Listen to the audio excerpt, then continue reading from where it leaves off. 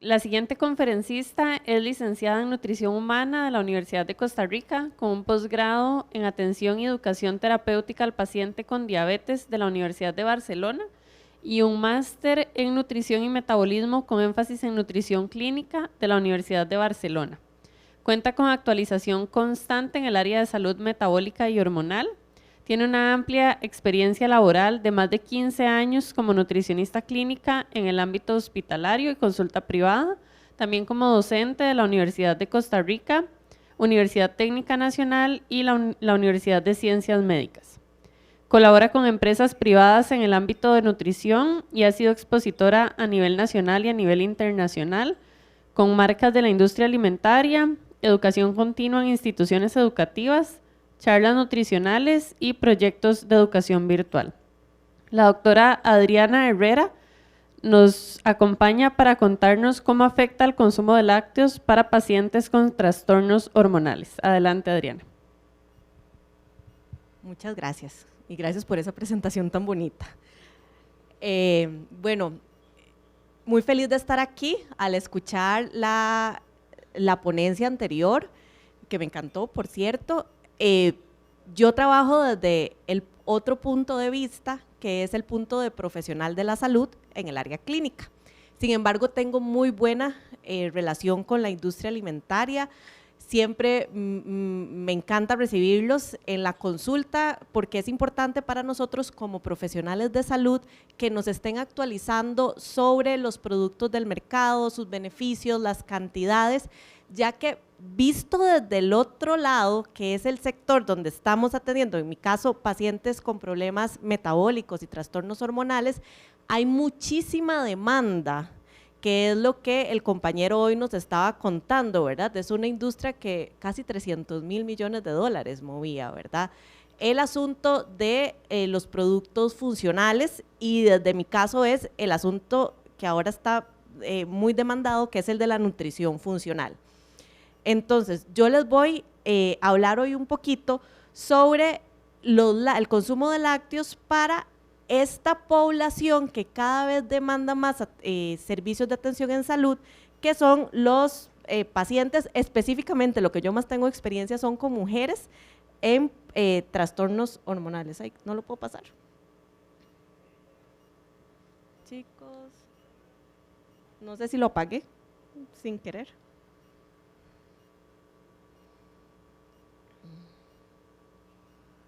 Ahora sí.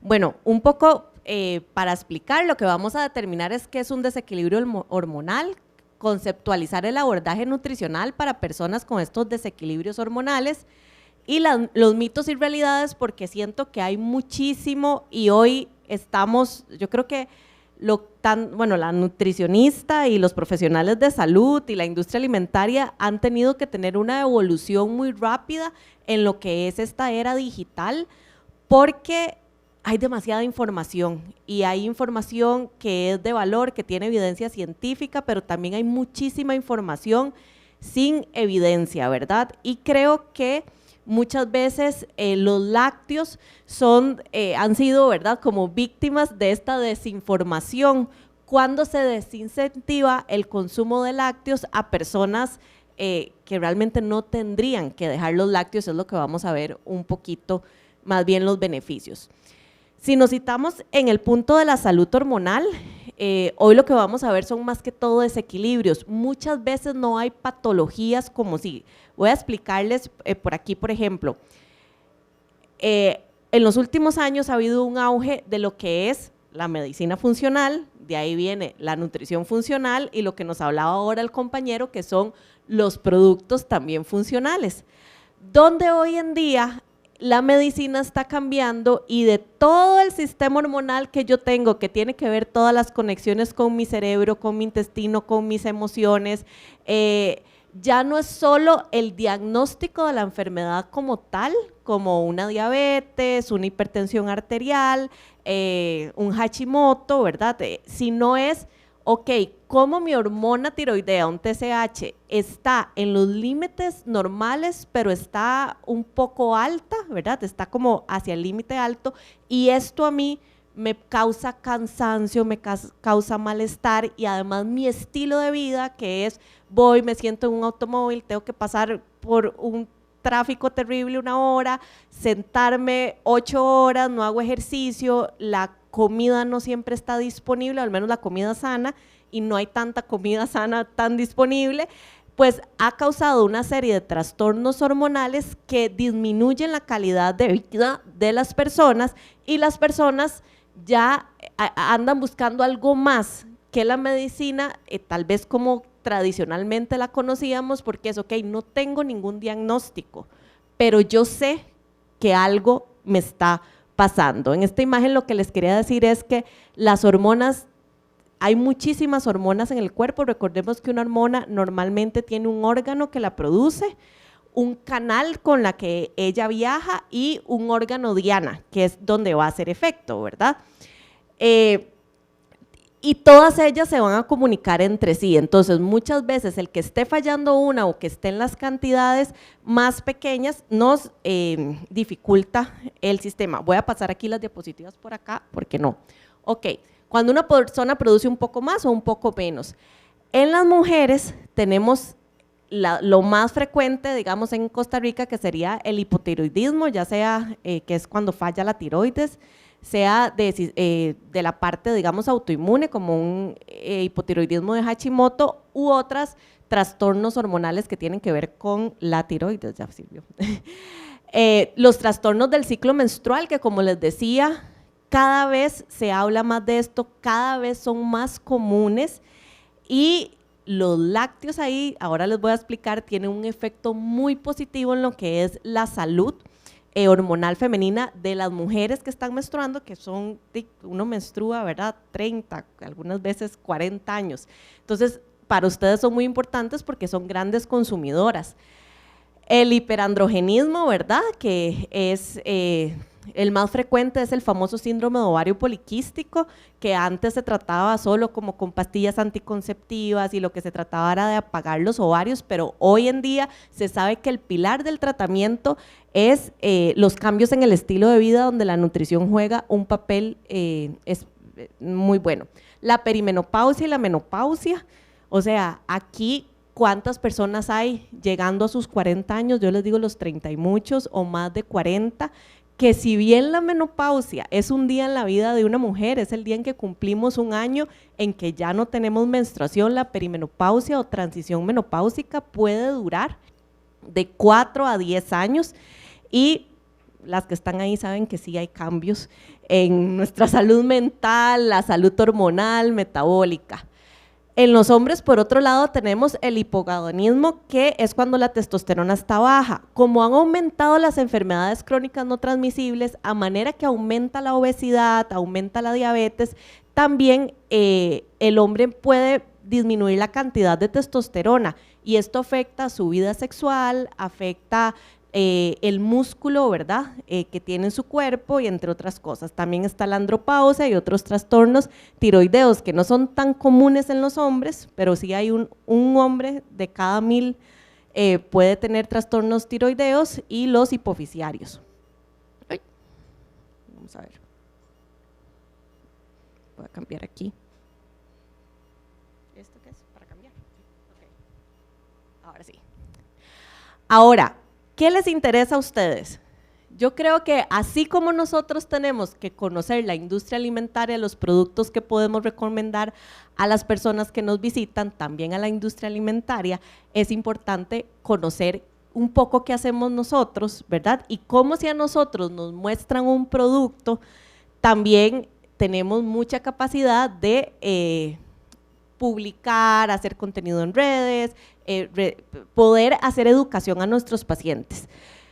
Normalmente la ruta para el control hormonal de una persona está en el control de sus glicemias en sangre, ya que la mayoría en la endometriosis, en el síndrome de ovario poliquístico, en trastornos tiroideos, el tratar de que con la alimentación no hayan picos de azúcar y que con esto no hayan picos de insulina. Recordemos que todas las hormonas tienen como relación entre ellas, empieza a crear un control hormonal y metabólico. Ahora mi compañera les va a hablar sobre las cuestiones metabólicas, pero yo me voy a centrar en lo hormonal. Lo segundo es que desde que empezamos a trabajar esto, con una buena alimentación, estamos ya buscando el control de la inflamación crónica.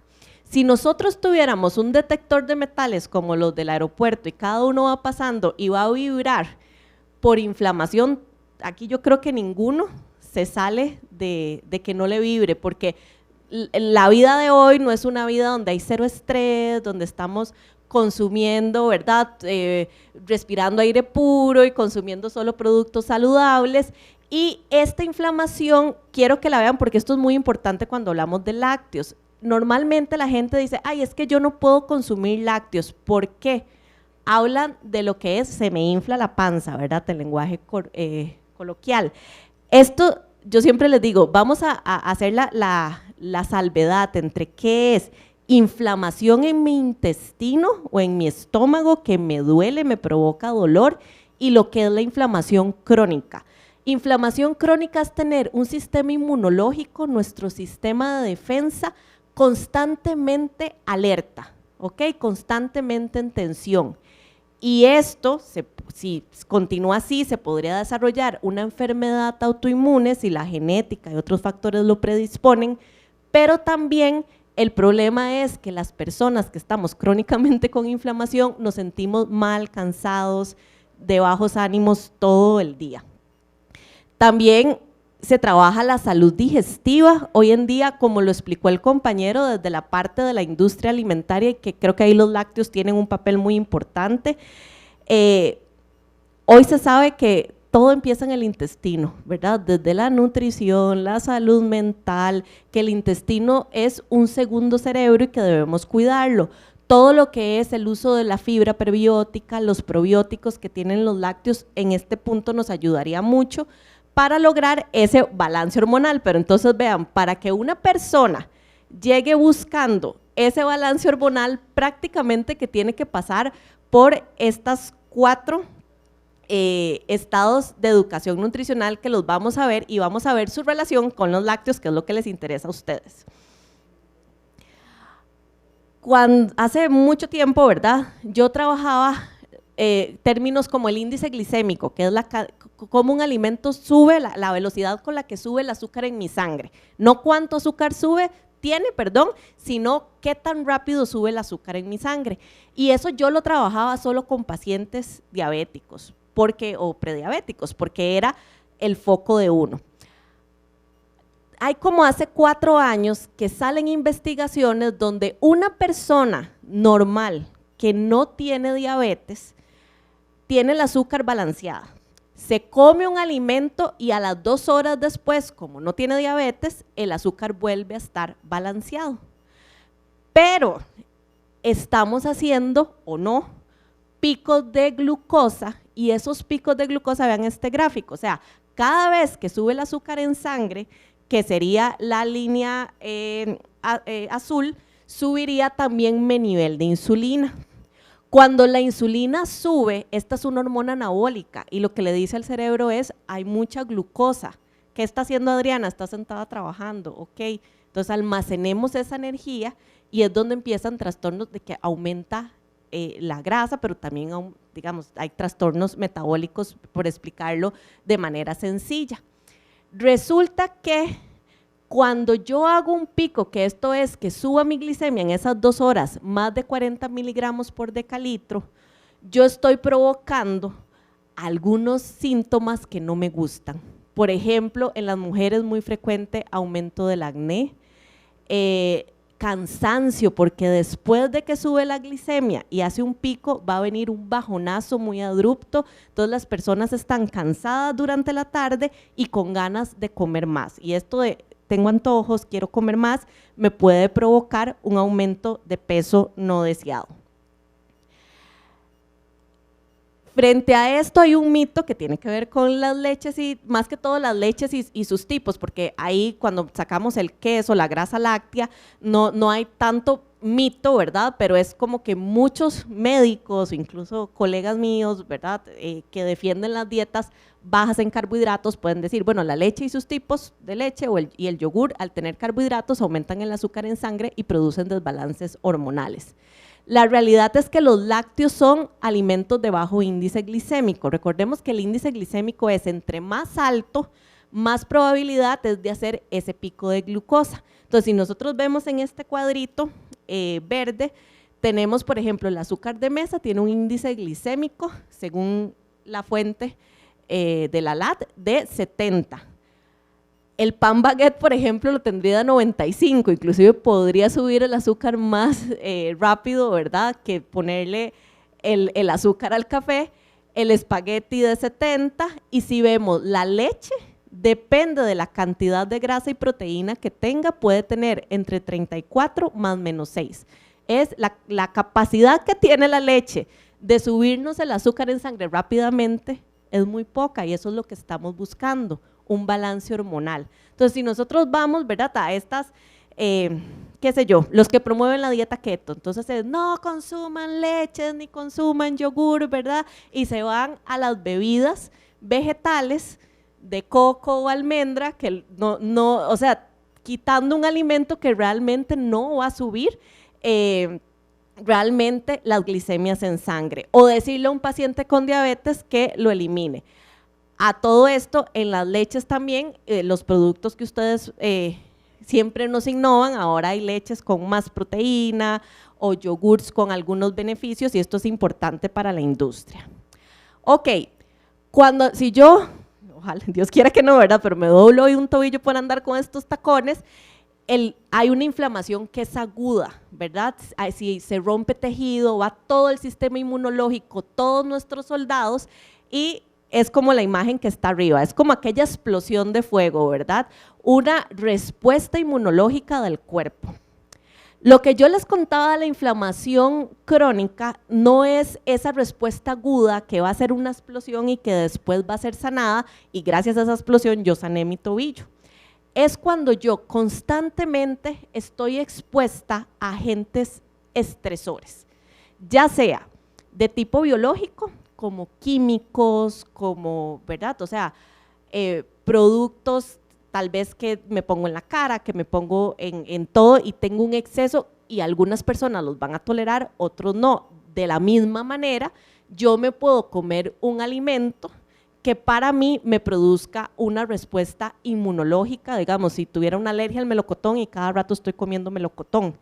Entonces esto hace que yo tenga una serie de síntomas que, como les digo, no son enfermedad, pero me hacen sentir mal y cansada, y ando de médico en médico buscando una solución. Entonces, para mí es muy importante, ¿verdad? Este es, digamos, el mágico juego entre lo pro y lo antiinflamatorio, que les repito, aquí todos saldríamos positivos si tenemos un test de inflamación. Es normal, el problema es que esto no aumente. Lo que la gente que quita los lácteos dice, es como para que ustedes lo puedan entender y puedan a partir de eso trabajar estos mitos, es que hay un agente proinflamatorio que puede ser un virus, puede ser una bacteria, puede ser un químico, puede ser un alimento, y mi sistema inmunológico, por esta agresión o alerta, que se pone como hay una agresión o una alerta, y hace una respuesta inmunológica, inmunitaria, que es inflamación, hay migración celular, de macrófagos, de otro, habría una reparación y una respuesta compensatoria que me aliviaría. Por ejemplo, el COVID, las personas que no sobrevivían al COVID, ¿qué pasaba? Esta respuesta inmunológica después de la alerta por el agente proinflamatorio del COVID quedaba ahí, no se daba la respuesta compensatoria, el alivio antiinflamación. ¿Era porque tenía un sistema inmunológico débil? No, más bien la respuesta era mucho más fuerte. Era porque tenía un sistema inmunológico que estaba, por decirlo así, desordenado. Era porque había poca vitamina D, se determinó luego, ¿verdad?, que es un factor antiinflamatorio presente en los lácteos, que ahora me gustó mucho la exposición del chico que dijo, todos sabemos que la leche tiene vitamina D, pero a veces es que no damos el mensaje al consumidor. Ok, entonces, la gente que los quita lo que dicen es, la caseína de la leche y el gluten del trigo son agentes proinflamatorios y por eso hay que quitarlos. Entonces, esa es la base de lo que ellos defienden. Ahora, ¿es esto cierto? No necesariamente. Resulta que cuando hablamos de esta hinchazón intestinal, ¿verdad? De esta, yo les decía, eso no es inflamación, ya lo que llega dentro de nuestro cuerpo sí puede provocar reacciones de inflamación crónica, pero sí es cierto que si yo tengo un intestino que constantemente está siendo atacado, sí voy a provocar inflamación y hay, digamos, también síntomas gastrointestinales que las personas no quieren. Entonces, es muy importante aclarar, un intestino que está sano es como el de la izquierda, donde las vellosidades del intestino que absorben esos agentes proinflamatorios son selectivos y deciden qué hacer con aquello, ¿verdad? Si llega sangre ya es una torta, imagínense un virus que pueda llegar a sangre, que por cantidad, por tipo y dependiendo de la salud intestinal que yo tenga, va a poder tener más o menos posibilidades de entrar a mi torrente sanguíneo. Un sistema inmunológico sano sería un intestino como el de la izquierda. Y un intestino, lo que se llama el intestino permeable, dejaría entrar a más moléculas. Pero todos los alimentos que yo consumo, o sea, los lácteos, bueno, es que a mí, por ejemplo, los lácteos no me causan ningún malestar ni gastrointestinal ni inflamatorio, aunque sí es cierto que en ocasiones me los han intentado quitar algunos médicos y ahora les tengo aquí la prueba. Bueno, pues resulta que a mucha gente pues es la lactosa, otra gente es la caseína A1, que ahora inclusive, bueno, en Costa Rica se tienen leches con caseína A2 y además sin lactosa y aumento de proteína y el 2% de grasa que necesitamos porque la grasa láctea tiene beneficios tanto para la salud metabólica como para la salud hormonal. Entonces, ¿todo el mundo va a tener intolerancia a la caseína A1? No, esto será inflamatorio para la gente que tiene esa intolerancia y es muy importante, nunca quitamos al 100% algo, excepto que tengamos un diagnóstico y una patología. Por ejemplo, es que ni las alergias lo que se trata es que un alergólogo nos hace las pruebas, vamos quitando un alimento, lo quitamos por 1 año, 2 años, lo que el alergólogo diga y después se trata de hacer la reintroducción, ¿verdad? Las nutricionistas trabajamos en estos, en dietas de reintroducción para que la persona pueda seguir comiendo lo que le guste y no mandar mensajes de si le cae mal, elimínelo, más si la industria alimentaria tiene tantos beneficios. Vean, esta soy yo, Adriana Herrera, en el 2014, donde me habían quitado los lácteos y por eso lo puse, porque yo decía que si me comí una pizza iba directo al baño, entonces era como el primer sospechoso siempre, los lácteos, ¿verdad? Quite los lácteos. Y yo seguía con el problema, entonces me hice los exámenes de sangre y resulta que no era celíaca. Les dije, los celíacos sí tienen que quitar el gluten de todo, pero son casi que los únicos. Siempre es la regla de la reintegración. Mis gliadinas y mis alergenos, digamos, que tenían que estar en menos de 50 estaban en 77.8 y los que tenían que estar en 10 estaban en 50. O sea, mi sistema estaba haciendo una reacción al gluten no celíaco. ¿Quité el gluten de por vida? No, si hoy me dan un pedacito de pizza, yo me lo como, un pedazo de pan. Lo que aprendí es a vivir con poca cantidad de gluten, eligiendo lo que más me gusta. Hoy en día, aquello que estaba en 77 están menos de 1 y aquello que estaba en 50 están 0.2, consumiendo gluten prácticamente pequeñas cantidades todos los días. Entonces, es importante esto porque muchas veces estas dietas de eliminación las hacemos, ¿verdad? Ahora que la FoodMap, que ¿verdad? Todo esto es como la gente nada más lee el mensaje y es tengo que quitar esto y lo tengo que restringir. ¿Qué entonces quiero que les quede? Tanto la lactosa como la caseína, cada persona tiene su propia tolerancia Y esto se trabaja muy individual. Yo no puedo ir en redes sociales y decir, es que tienen que quitar la caseína o es que tienen que quitar la lactosa, porque eso es un mensaje generalizado que lo que nos está ocasionando es que las personas tengan más distorsión, más trastornos de la conducta, inclusive alimentaria, ¿verdad? Sea más difícil que las personas puedan ir a una cena familiar tranquilos y esto creo que se debería dar muchísima más educación. Los lácteos son alimentos proinflamatorios ya que provocan nuestro intestino sea permeable y esto provoca desequilibrios hormonales, es totalmente falso, en serio.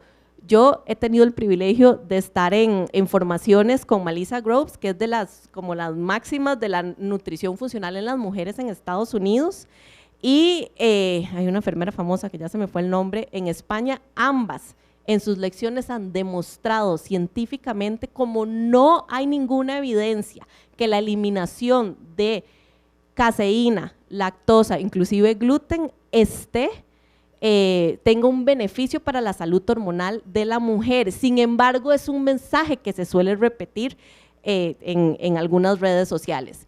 La realidad es que el exceso de cualquier alimento, sea aguacate, o sea, una fruta podría, en personas que tienen susceptibilidad, tener una reacción inflamatoria y la solución es la dieta variada, ¿verdad? O sea, cuando yo varío las dietas y esto tiene un beneficio. La manera más asertiva para cuidar nuestra salud intestinal es una dieta balanceada, alta en fibra y probióticos, y no existe evidencia científica que justifique la eliminación total de los lácteos o el gluten en trastornos hormonales.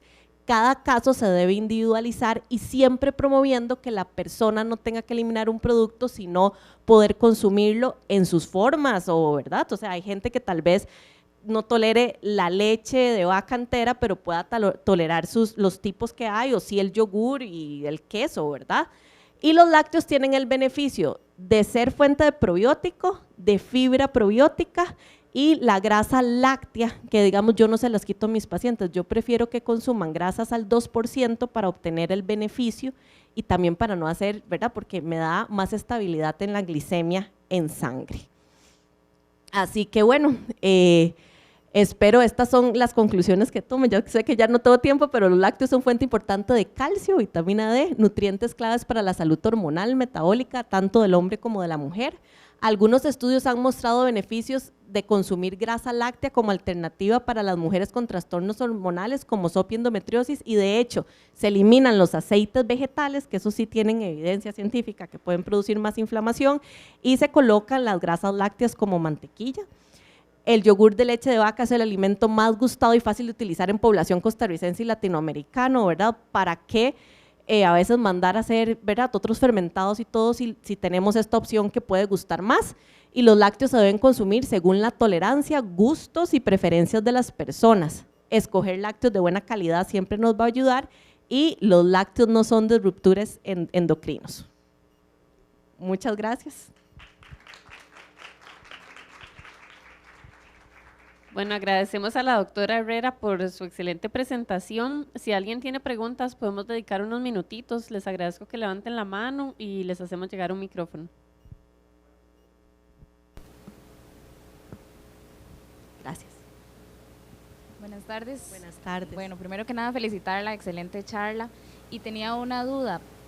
Bueno, yo fui operada de la vesícula este año y lo primero que le dicen a uno es cuando está con las piedras, bueno, con los cálculos y todo, eliminen los lácteos, ¿verdad? La grasa, todo lo que tenga que ver. E incluso después de estar operada, el cirujano me seguía diciendo, quite todo lo que tenga que ver con lácteos porque ya quedó con intestino irritable, esto, lo otro. Ya investigando, pues yo he ido involucrándolo y como trabajo en el área de ganadería también, pues uno está ahí, ¿verdad? Pero un paciente que del todo no tenga formación, usted como profesional, ¿qué recomienda, digamos, que los profesionales en el área de salud se involucren un poco en la parte esta de la industria alimentaria y de esta parte nutricional? O que nosotros más bien, como, bueno, yo soy zootecnista, como profesional en el área también busquemos capacitarlos a ustedes. Yo creo que es mutuo, ¿verdad? O sea, el presupuesto a veces que uno tiene para educar es como salga en su red social, ¿verdad? Y ve a ver cuántas personas lo vieron explicando algo, o por ejemplo, las universidades, digamos, o esto. Tal vez a veces las industrias grandes tienen como mayor presupuesto a veces para la educación. A los nutricionistas y los médicos normalmente los suelen visitar gente de la industria alimentaria y nos dan educación, y ellos se llevan también retroalimentación, ¿verdad? Por ejemplo, esto del tema de la vesícula es muy importante, que es como cuando a mí me quitan la vesícula, ya yo no puedo como digerir tan bien las grasas, pero eso es compatible con la vida porque después hay un goteo intestinal que me va a ayudar a emulsificar esas grasas. Si la gente tiene síntomas los primeros 6 meses, pues hay que hacer la eliminación de las grasas, incluyendo la grasa láctea, que no todos los lácteos van a tener, por sus tipos que hay, tienen grasa láctea. Después de los 6 meses, eso ya no es problema de la vesícula, es problema de la microbiota, se ha visto. Entonces muchas veces como el suplementar probióticos, trabajarlo tal vez con un gastro que sea así como o con una nutricionista. Y la otra cosa que bueno, que aquí mi compañera me va, es que los médicos no tienen formación, perdón si hay algún médico, y yo creo que si no la buscan ellos, los médicos no tienen formación nutricional. Entonces al diabético le quitan todas las harinas, al operado le quitan los lácteos. Ahora he visto muchísimas mujeres sobrevivientes de cáncer de mama que la fuente de proteína que tenía era el lácteo y se la quitaron, ¿verdad? Entonces yo le decía, pero más bien es tal vez, ¿verdad? Algunos tipos de carne, o sea, es como cuidar toda su alimentación y no solamente quitar el lácteo. Pero sí, entonces sí, yo creo que es ahí un trabajo como en equipo, o sea, tanto de nutricionistas ir a industria alimentaria y a industria alimentaria ir a nutricionistas. Muchas gracias. Bueno, tenemos chance para una más.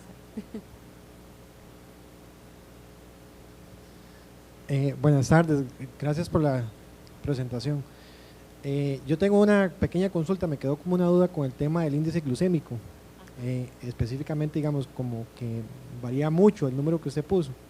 Y lo otro, puede existir alguna, no sé exactamente si lo puedo saber, pero puede ser que exista alguna correlación, digamos, o tal vez qué diferencia habrá en la alimentación de los animales o de las vacas en ese caso, en ese índice como tal. Ajá. No sé si, digamos, sí me entiende la pregunta. No, sí tiene que ver, porque es como, digamos, el jamón serrano de bellota, o ya se llama jamón, depende cómo alimenten al cerdo, es la composición de la grasa que se va a tener. Hoy en día, en esto de la nutrición funcional, se trata mucho, ¿verdad?, de dónde vienen las vacas del lácteo que usted toma, que era como lo que exponía el compañero, que se vendió un producto en Asia, que era que le aseguraban que esas vacas eran felices y escuchaban música, ¿verdad? Entonces, por supuesto que esto va o sea, no porque escuchen música, ¿verdad? Pero bueno, nuestras vacas hacen pastoreo, ¿verdad? O sea, el cuidado es diferente al que tal vez puedan tener industrias como más grandes ¿verdad?, en otros países. Eso sí tiene que ver. Ahora, el índice glicémico que varía, esto por el tipo de leche que sea. Por ejemplo, una leche, vamos a ver, los carbohidratos en sí, todos se van a convertir en azúcares simples en el estómago. Ahí en el intestino se absorben, entonces hay unos que se absorben más rápido y hacen una curva más grande y otros más lentos. El reductor de velocidad para que de ese carbohidrato en la digestión es la fibra, el carbohidrato y la grasa. Entonces, si yo tengo una leche que tiene un 2% de grasa y que tiene proteína, eso hace que los lácteos, ¿verdad?, como tiene un poquito de grasa y proteína, se absorba el carbohidrato más lento, ¿verdad? Ahora, cuando yo tengo un alimento, yo también le puedo adicionar, o sea, por ejemplo, si yo como yogur y le pongo nueces o le pongo esto, todavía bajo más la carga glicémica de ese alimento. No sé si me explico, es que eso es ¿verdad? Pero sí, si era la diferencia de índice glicémico entre una leche y otra, es por el tipo de leche. O sea, una leche entera, por ejemplo, va a tener un menor índice glicémico, capacidad para subir el azúcar, que una leche, digamos, la deslactosada y descremada, es el índice glicémico más alto, porque ya se digirió la lactosa, entonces hay 2 azúcares simples, ¿verdad? Y porque no hay grasa. Sí.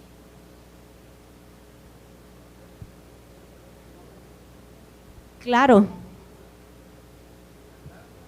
Ajá, sí, eso se llama crononutrición, que ahora está creo que como muy de moda, digamos, que es que, digamos, si yo me como primero el carbohidrato, esto ya se empezó a absorber, a digerir solito, entonces me va a subir primero el azúcar.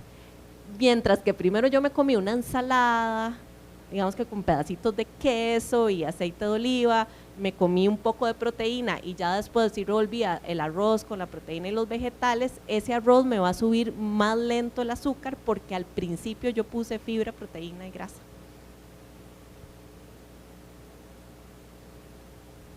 Bueno, damos un aplauso a la doctora Herrera y hacemos entrega de un pequeño reconocimiento en nombre de la Cámara Nacional de Productores de Leche.